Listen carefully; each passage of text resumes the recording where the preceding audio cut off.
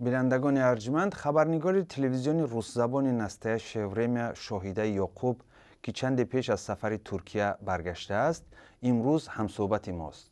شاهیده خوش آمدید و سوال اول این است که در ترکیه کی را دیدید و چی موضوع مورد توجه شما بود؟ ترکیه با سوریه مرزی بیشتر از 400 کیلومتری دارد و در تمام طول این سرحد جنگ ادامه دارد. در بعضی جا در 30 کیلومتری مرز با ترکیه جنگ دوام میکند و ما در منطقه بودیم که 100 متر دورتر از آن را گروه دولت اسلامی تحت کنترل داشت. در آنجا تعداد بزرگی پناهجویان هستند. مثلا در شهر کلیس تقریبا 100,000 پناهنده جمع شده است. در غازیان تپه شمارشان از 350,000 نفر هم زیاد است.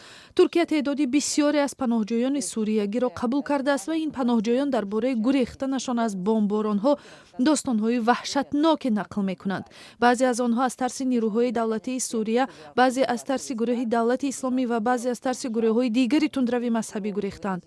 آنها تمام وحشت کشیده‌شان را به ترکیه آوردند و کوشش دارند که در اینجا زنده بمانند. اما زندگی در اینجا برایشان بسیار سخت است، چون بعضی را به اردوگاه‌های پناهندگان می‌فرستند، بعضی پول‌های داشته‌شان را خرج می‌کنند تا این وحشت در سوریه تمام شود و آنها برگردند. آیا شما امکان یافتید که با شهروندان آسیای مرکزی که با مقصد پیوستن به گروه‌های افراطی به ترکیه سفر کردند و می‌خواهند به سوریه روند هم صحبت شوید؟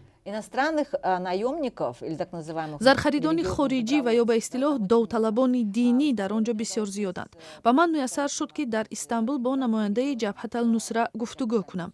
این سازمان شریک القاعده است ولی از طرف مخالفان دولت سوریه می جنگد و گفت از آسیای مرکزی به خصوص از تاجیکستان، قرقیزستان و ازبکستان هم به اینجا جوانان زیاد می آیند. آنها به استانبول می روند و سپس آنها را در مرکزهای گوناگون تقسیم می کنند.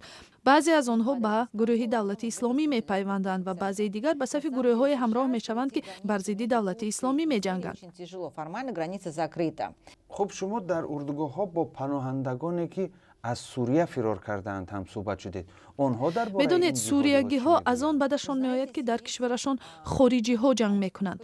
من با یک ساکن حلب صحبت کردم که به حیث ولنتیر یا اختیاری کار می کرد و داروباری ها را از یک مرکز طبی به مرکز دیگر می برد.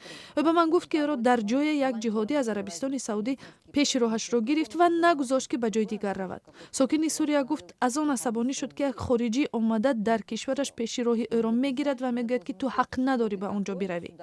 و این بسیار دردناک است. مهم نیست که در آنجا کی ها و از کجا می جنگند. در آنجا جنگجویان از آسیای مرکزی، روسیه می جنگند، ایرانی ها و اعضای حزب الله لبنان می جنگند و این برایشان نفرت آور است که بیگانه ها در وطن آنها آمده معلوم نیست برای چی می جنگند و این مردم مجبورند گریخته به ترکیه بیایند و در شرایط بسیار بد زندگی کنند. تشکر. مهمان ما شاهیده یعقوب، خبرنگار تلویزیون روسزبان نستعه شوریم تلویزیون رادیوی آزادی بود. تشکر از شما.